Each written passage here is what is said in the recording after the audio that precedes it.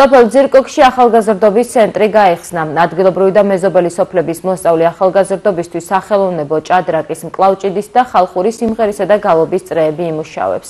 პროექტი ადგილობრივი ბიუჯეტიდან დაფინანსდა და 270.000 ლარამდე დაიხარჯა. ცენტრის გახსნის საზეიმო ცერემონიაში მონაწილეობა მიიღეს კახეთის მხარის გუბერნატორმა გიორგი ალადაშვილმა, გურჯაანის მუნიციპალიტეტის მერმა გიორგი მაჭავარიანმა, საკრებულოს თავმჯდომარე ვანო ბერიძიშვილმა და ადგილობრივი ხელისუფლების სხვა წარმომადგენლებმა.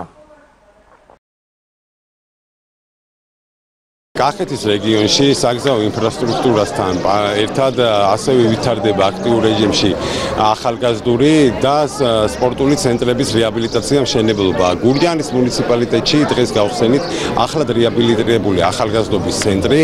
აღსანიშნავია, რომ აღნიშნული ცენტრის ფუნქციონირება ხელს უწყობს ახალგაზრდებში ჯანსაღი ცხოვრების წესის პოპულარიზაციას, რაც ჩვენი მთავრობის ერთ-ერთი მნიშვნელოვანი პრიორიტეტია.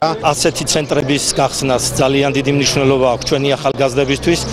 ახალგაზრდულ ცენტრში ფუნქციონირებს საჭადრაკო სკოლა, სამუსიკო სკოლა, სამხატვრო წრე იქნება გახსნილი, სპორტული დარბაზი, ფუნქციონირებს სოფლის ადგილობრივი თვითმმართველობის ერთეული. სოფელ ძირკოკი ამ ცენტრში ივლიან როგორც სოფელ ძირკოკის, ასევე მიმდებარე სოფლების ახალგაზრდები დაკავდებიან ჯანსაღი ცხოვრებით. არაერთ აქტივობებში იქნებიან ჩართულები. აღნიშნული პროექტი განხორციელდა ადგილობრივი ბიუჯეტიდან და 270.000 ლარამდე დაჯდა. რა თქმა უნდა, ძირკოქში ძალიან კაი სივრცე გაიხსნა, ახალგაზრდული სივრცე.